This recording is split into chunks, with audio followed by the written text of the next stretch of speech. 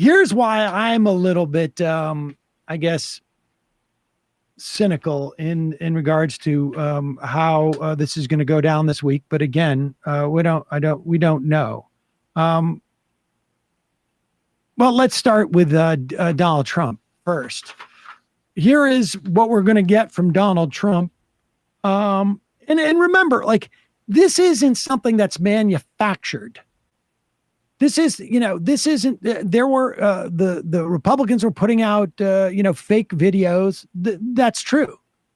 But everybody watched the debate. You didn't need to edit that debate to make Joe Biden look bad. In fact, running it was actually the harshest version of it. So this isn't something that's manufactured. And the problem is this problem's not going to go away unless you genuinely believe it was a one-off, or you don't need to have the candidate go out and actually present themselves to the American public.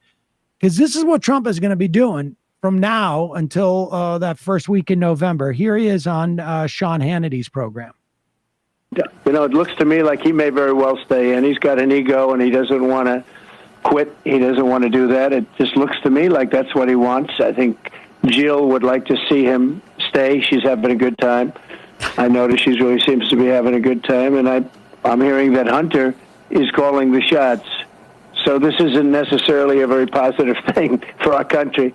But I think he, might very well stay in. And if he does, nobody wants to give that up that way. He's going to feel badly about himself for a long time. It's hard to give it up that way, the way where they're trying to force him out. So, and it looks to Trump's like, I totally relate to that. I totally relate to my son being it's a mind meld. And my family being in the heart of all of my presidential decisions. I totally relate to not wanting to leave power, even though it's clearly what I should be doing. It's fun incredible. Time, Jill. Fun time, Jill. Jill's having a fun time. I mean, well, it's so funny because that is oddly, I felt like Dr. Jill Biden had been kind of under the radar, but she's been the ire of Republicans for obvious, like, misogynistic reasons. But she's a woman with a credential. And also because they think it's like a salient narrative to say she's the one pulling the strings, which, like, there's some truth, I think, in terms of him staying in. But yeah, so a good thing Biden's differentiating himself by calling into his favorite morning show and spray painting himself orange. It's good to see that he's differentiating himself from Trump. I think Trump wouldn't listen to his sons as much as Biden is, frankly. No That's way. True. You're an idiot. His wife. Both of you are Which idiots. one are you? You're both idiots. Where's Ivanka? Where's Ivanka? So yesterday, AOC, Ilhan Omar, Ayanna Pressley, we played that AOC clip earlier of her coming out basically saying, spoke to the president, he's staying in the race, he's committed, end of story. We need to move on and start, running a race against Donald Trump. Here is House Minority Leader Hakeem Jeffries, a very brief clip. Tough to read the tea leaves. Today, of course, is a meeting where they're going to come out and lay it all out, or they have. We don't know what happened exactly yet, but Senate later, yeah. Here is Hakeem Jeffries. Biden staying as your Democratic nominee. Yes, I made clear the day after the debate publicly that I support President Joe Biden and the Democratic ticket. My position has not changed.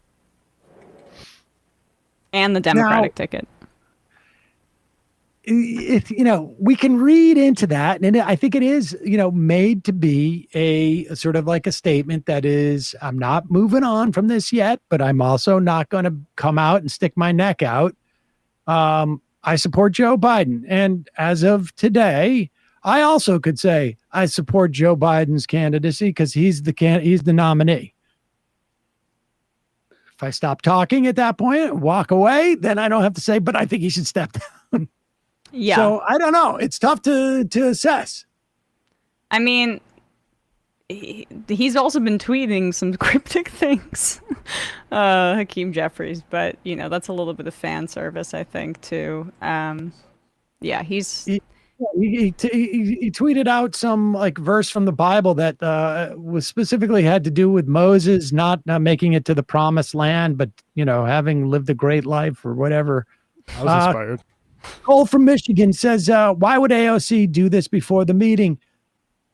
I think my guess is, and who knows, but my speculation is they know they cannot help Harris, that speaking out would not help Harris, that they need to be able to deliver the youth vote to the ticket, whoever it is.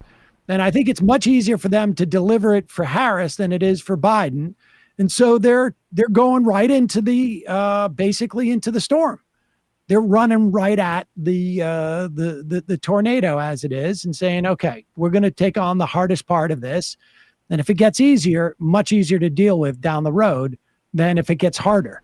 It would be very difficult for them to go out and say you should support Biden if they called for him to step down at this point.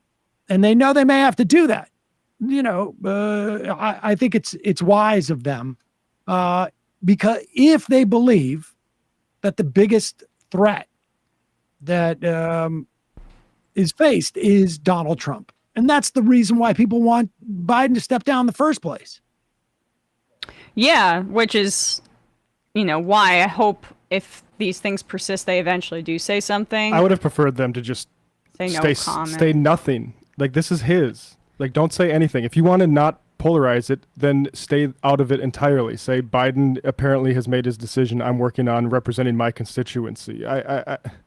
I don't know. I think I'm not sure that that's not what she said. I mean, if you parse it to a certain extent. Well, okay, if I could edit what she said, she should have gone right to the agenda of things that she's hoping to pass with a coalition that gets to power and less on the Biden says this or that. Like, I think that's a very Bernie way of doing it, is just bludgeon people with public goods that you want to deliver for them. But I just think putting your credibility onto we support a guy making the most irresponsible decision in modern politics is just not wise for the movement that they're supposed to represent.